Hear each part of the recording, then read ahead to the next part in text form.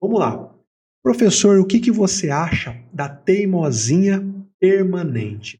Como eu já te expliquei hoje e também em outras oportunidades, a teimosinha é quando o juiz marca a opção lá dentro do Sisbajude para que o sistema busque dinheiro do devedor por até 30 dias. Hoje, o Sisbajude permite que o juiz deixe a pesquisa sendo feita e reiterada por até 30 dias. E a pergunta é: pode o juiz determinar ao cartório que, quando esgotarem os 30 dias, essa pesquisa seja renovada por mais 30, depois por mais 30, depois por mais 30, de forma permanente? Olha, a minha resposta é que absolutamente sim. Eu sou amplamente favorável à teimosinha permanente. Por quê? Porque ela aumenta muito a chance de ter sucesso na execução, ou seja, do processo acabar, ou seja, do juiz cumprir a sua missão. Qual que é a minha missão como juiz? É entregar o direito àquele que veio buscar. Quando que eu entrego o direito para o credor? Quando eu encontro o dinheiro do réu e pago para ele. Essa é a minha missão. Essa é a missão do Poder Judiciário. A missão do Poder Judiciário não é ficar dando despacho que não leva a nada. Não é ficar fazendo penhora que não vai ser suficiente para pagar o débito. Então, se existe um sistema que permite eu bloquear a conta do devedor reiteradamente, ainda que para isso eu precise de um ato do cartório uma vez por mês, é óbvio que compensa esse ato do cartório ser praticado uma vez por mês, compensa esse esforço porque nós vamos conseguir entregar a jurisdição. Meu amigo, minha amiga, o salário do juiz, o salário do promotor, o salário do defensor público, os seus honorários advocatícios, eles se justificam para o povo quando a gente resolve problema. Se a gente não resolve problema, eles passam a ver o nosso salário, o seu honorário, como um custo e não como valor. Eles vão valorizar cada vez mais o Poder Judiciário, quanto mais o Poder Judiciário entregar resultado. Então, a teimosinha do Sisbajude veio para aumentar o índice de sucesso nas execuções, e se eu aplico a teimosinha de forma permanente, eu aumento ainda mais a chance de sucesso. Professor, isso dá muito trabalho na prática? Absolutamente não. Em 5 minutos o cartório entra no sistema, atualiza os dados e manda bloqueio por mais 30 dias. Acabaram os 30 dias, o cartório entra, mais 5 minutos, atualiza os dados, mais 30 dias. Olha, eu gosto de dizer o seguinte: se você fica devendo para o banco, em qualquer época da sua vida que cair dinheiro na sua conta, o banco vai bloquear. Então o banco tem a teimosinha permanente dele. Alguém aqui já ficou devendo no cheque especial? Fica lá no negativo no banco? Experimenta deixar cair 1 centavo de dinheiro na sua conta. O banco bloqueia imediatamente. É a teimosinha permanente do banco. Por que que o juiz, o judiciário, que tem a obrigação constitucional de fazer valer o direito das pessoas, por que que o judiciário não pode aplicar a teimosinha permanente? Ah, só pela desculpa de que vai dar trabalho? Mas a gente é pago para ter trabalho, a gente não é pago para fugir do trabalho. Então, sim, eu sou amplamente favorável à teimosinha permanente. Já há um precedente do Tribunal de Justiça de São Paulo autorizando a teimosinha permanente e, ao meu ver, o prazo de permanência dessa teimosinha tem que ser até a prescrição intercorrente. Fica fazendo lá a pesquisa até que aconteça a prescrição, caso não se encontre nenhum outro patrimônio. Enquanto não foi atingida a prescrição, busca perene lá, sempre sendo feita. Meu amigo, minha amiga, para a gente ter solução para os nossos problemas, nós precisamos de atitudes diferentes.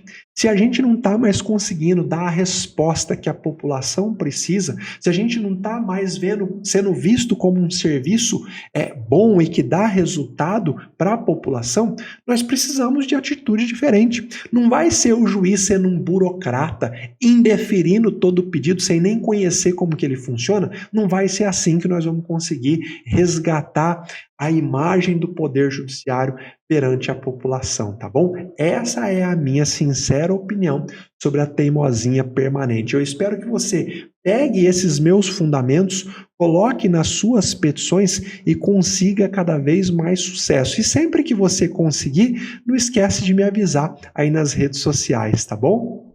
Aqui, ó. Gabriel está perguntando assim, ó. Qual argumento eu devo utilizar no juizado especial quando o juiz se nega a utilizar a teimosinha do cisbajude com base no princípio da celeridade? Na verdade, quando se usa esse argumento da celeridade no juizado para indeferir um pedido de penhora ou um pedido de utilização de um sistema novo, né, que é a teimosinha, o juiz ele pode estar indo na contramão do objetivo do juizado. O objetivo do juizado é solucionar conflitos, de preferência de forma célere. Não é uma disputa entre celeridade e solução. Ah, se tem solução, mas não é célere, manda embora a solução. Não, nada disso. A primazia no juizado é da solução dos conflitos. O juizado existe para solucionar um conflito. Tá? E no caso da teimosinha do cisbajude, ao contrário, é ela que vai trazer mais celeridade para a resolução do conflito. Eu não sei se você sabe, a teimosinha que se usa no cisbajude, vamos voltar um pouquinho. O cisbajude é o sistema que o juiz usa para penhorar dinheiro do executado. Mas o cisbajude funciona assim. Eu, juiz, mando a ordem de penhora para o Banco Central. O Banco Central manda essa ordem para todas as instituições financeiras. E elas procuram por 24 horas se o executado tem dinheiro ou não. Então é como se a conta do executado ficasse bloqueada por 24 horas. Passada 24 horas, se o executado depositar dinheiro na conta dele, o cisbajude não vai alcançar. A teimosinha veio para suprir esse defeito do sistema. O juiz pode colocar lá, ó, o bloqueio tem que durar não só 24 horas, mas até 30 dias. Então a conta dele fica lá bloqueada, sendo monitorada por 30 dias. Se nos próximos 30 dias cair algum dinheiro na conta, o cisbajude bloqueia. Então veja, usar a teimosinha do cisbajude no juizado vai aumentar o nível de resolução. O processo que antes não ia ser solucionado, ia demorar mais, ia se arrastar por mais tempo, agora com a teimosinha ele acaba mais rápido. Então é um contrassenso falar que a teimosinha atrapalha a celeridade do juizado. Não, muito pelo contrário, ela agiliza a solução do processo. O processo acaba e o objetivo do juizado é entregar a jurisdição, fazer com que as pessoas saiam felizes e contentes com o direito que elas foram buscar lá na justiça. Então, vamos esquecer esse tipo de argumentação. Quer dizer, então, que qualquer coisa que dê um trabalho a mais no juizado significa que atrapalha a celeridade? Não, meus amigos. A gente precisa enxergar o princípio da celeridade sempre com os olhos de aquilo que está sendo pedido. Vai ajudar o processo a terminar mais rapidamente? Sim. Se não for ajudar, com toda certeza a gente não vai aplicar. Mas no caso da teimosinha, ajuda e muito. Então, essa é a argumentação que você tem que apresentar para o magistrado. Embora a teimosinha vá implicar em um clique a mais para o juiz lá dentro do cisbajude, é isso, é um clique a mais. O juiz lá no cisbajude, ele simplesmente coloca que a busca é para acontecer por 30 dias, é um clique a mais. Esse um clique a mais não atrapalha a celeridade do juizado e, ao contrário, faz com que o juizado tenha maior chance de conseguir penhorar dinheiro e acabar com o processo. É a primazia da resolução dos conflitos, tá bom? A Fer pergunta assim, ó. Professor, como é que eu faço para consultar bens de um executado que transferiu tudo que ele tinha para várias pessoas? Primeiro ponto. Se você tem conhecimento já dos bens que ele tinha e que ele transferiu para outras pessoas, essa transferência pode caracterizar fraude contra credores. Todas as pessoas quando elas assumem uma obrigação e não cumprem essa obrigação, se ela se desfaz do patrimônio dela, seja doando, vendendo, passando para o nome de outra pessoa, e se torna insolvente, ou seja, deixa de ter patrimônio para pagar aquela obrigação, ela está praticando uma fraude contra credores. Então, primeiro ponto, imagina que você é credor do João. Você sabe que o João tinha uma casa e um terreno. E aí, o João simplesmente se desfez da casa e do terreno, se tornou insolvente, não tem mais nenhum bem. Esse é o caso clássico de fraude contra credores. Você tem que entrar com a famosa ação pauliana para que o juiz declare a ocorrência dessa fraude e essas duas alienações, essas duas vendas que o João fez, não vão ter efeito para você. Você vai conseguir penhorar esses dois bens. Ah, professor, mas eu não sei se o João tinha bens ou não. Como é que eu faço para descobrir se ele tinha e se ele se desfez de algum patrimônio? Bom, é um pouco mais difícil, mas não é impossível. Você pode usar o cartório de registro de imóveis e o site Registradores, depois você procura no Google aí, Registradores, para que você peça eventuais imóveis que já tenham sido de propriedade daquele seu devedor. Lá no cartório, então, você vai dar lá o CPF do seu devedor e pedir para que o cartório informe imóveis que já tenham sido de propriedade dele. E aí, se ele se desfez, se ele vendeu, se ele doou, se ele transferiu algum imóvel que era da propriedade dele, depois que surgiu a obrigação que ele tem com você, fraude contra credores. Então, é um jeito de você descobrir fraude contra credores. Quer um outro jeito ainda mais fácil? Declaração de imposto de renda. O juiz tem acesso a um sistema chamado Infojude. Liga o Poder Judiciário à Receita Federal. Então, vamos pensar numa situação concreta aqui, ó. Presta atenção que isso vai te ajudar em muitos casos, tá? Vamos imaginar que a dívida surgiu em janeiro de 2020. Janeiro de 2020 surgiu a obrigação de pagar, tá? O devedor surgiu a obrigação de pagar para o seu cliente em janeiro de 2020. Nós estamos em 2022, você está lá com a execução e não consegue encontrar nada. Você vai pedir para o juiz, lá no sistema do Infojude, trazer para o processo as declarações de imposto de renda do devedor, lá de trás, desde 2020, para saber se quando surgiu a obrigação até hoje, se ele declarava algum patrimônio e ele se desfez desse patrimônio. Se ele tinha alguma casa, algum terreno, alguma coisa e se desfez nesse caminho e se tornou insolvente, fraude contra credores é o que você vai alegar em uma ação pauliana. Eu não sei se você declara imposto de renda, mas na declaração de imposto de renda você é obrigado a relacionar todos os seus bens. Então o juiz vai trazer para o processo a declaração de imposto de renda de 2020 e lá vai estar constando no nome do seu devedor. Propriedade de uma casa localizada no bairro tal, tal, tal. A declaração do ano seguinte, de 2021, se ele se desfez, se ele vendeu, simplesmente essa casa vai ter sumido da declaração, não vai estar mais lá. Então você vai pedir para o juiz trazer as declarações ao longo do tempo, desde quando surgiu a obrigação que você está executando, e você vai comparar uma e outra para poder descobrir que bens que tinha em uma e que bem que deixou de existir na outra, ou seja, ele vendeu, ele se desfez. Fraude contra credores. Essa é uma forma, consultando a declaração de imposto de renda do devedor, é uma forma de você conseguir, através do Infojude, detectar uma fraude contra credores. Professor, isso tudo tem que ser feito na ação pauliana? Não. Você pede para o juiz as declarações de imposto de renda na execução, e você vai justificar dizendo, excelência, eu quero descobrir patrimônio penhorável do devedor e, ao mesmo tempo, descobrir se ele cometeu alguma fraude contra credores.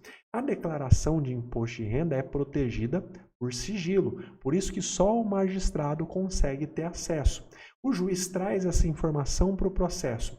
Você identificou, então, que ele se desfez de algum bem, você pega essa informação e entra com uma ação chamada ação pauliana, onde o juiz vai dizer, olha, essa venda foi feita em fraude contra credores, então ela não vai surtir efeito para esse credor aqui, no caso para você. E aí lá na execução você vai pedir a penhora desse bem.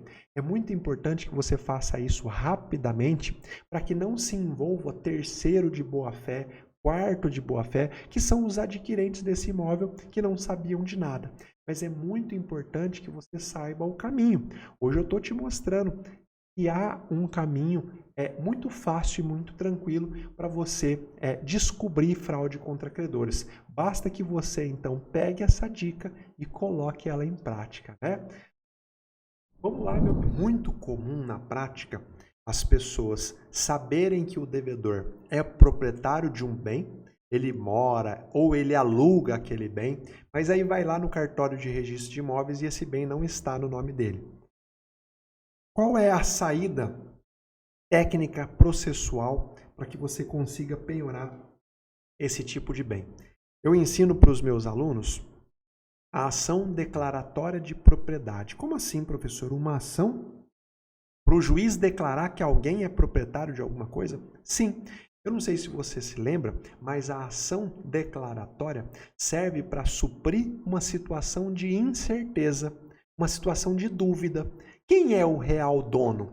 É aquele cujo nome está na matrícula do bem ou é aquele que exerce as atividades de dono? Se há essa incerteza, ação declaratória de propriedade. Você tem que municiar o juiz com todas as provas que você tiver. Primeira prova, posse. Quem detém a posse? É o devedor? Ele detém a posse? É ele que mora? Ou é ele que aluga? É ele que recebe o aluguel? Ah, tem um inquilino lá e você sabe que aquele inquilino paga o aluguel para o seu devedor, embora o imóvel não esteja no nome dele. Isso são provas para o magistrado de que ele é o verdadeiro proprietário. Nessa ação declaratória de propriedade, você vai pedir para ouvir a pessoa em nome de quem o imóvel está registrado. Você ainda é dono? Você vendeu? Como que foi feita essa venda? Como que não foi? Se você ainda é dono, por que quem mora lá é o fulano? Por que quem recebe o aluguel é o fulano? Nessa ação, você vai visar mostrar para o juiz que há uma simulação, que na verdade o seu devedor é o dono, mas ele não passa para o nome dele justamente para se livrar dos credores. É uma ação fácil? É claro que não, porque o devedor ele se vale da burocracia do nosso sistema legal para se esconder, para se furtar dos credores. Mas há um caminho. A ação declaratória de propriedade, você pode produzir qualquer tipo de prova. Você pode, inclusive, pedir para o juiz mostrar que o seu devedor fez transferência bancária para aquela pessoa em nome de quem o imóvel está registrado, porque ele adquiriu esse imóvel. Então, imagina que ele quer falar, não, eu não adquiri esse imóvel, mas o juiz consegue ver, através de sistemas que o juiz tem acesso, que ele pagou, que ele comprou aquele bem. Um outro caminho também é você buscar por escritura pública. Às vezes a pessoa comprou o bem, fez a escritura pública, mas não levou essa escritura para registro no cartório de registro de imóveis. Então ela continua deixando o imóvel no nome do antigo proprietário, mas ela tem uma escritura pública registrada no nome dela, que ela pode pegar aquela escritura e levar no cartório de registro de imóveis. Outra coisa muito comum é procuração. Então, você não precisa nem entrar com ação nenhuma. Você sabe que o imóvel é do seu devedor, mas está no nome do João. Você vai no cartório, nos tabelionatos de nota da cidade, da região, e procurar por procuração que o João fez para o seu devedor, autorizando ele a vender aquele imóvel para quem ele quiser. Muitos devedores fazem isso, compram bens, mas não registram no nome dele, simplesmente pegam uma procuração do antigo dono, porque quando ele quiser vender, ele usa aquela procuração, o bem não passa pelo nome dele. Então existem essas alternativas para você conseguir penhorar bem imóvel que você sabe que é do devedor, mas não está no nome dele. Eu espero que eu tenha te ajudado e espero mais do que isso, que quem esteja passando por esse tipo de situação possa colocar isso em prática, porque esse tipo de dica só funciona se for colocado em prática, beleza?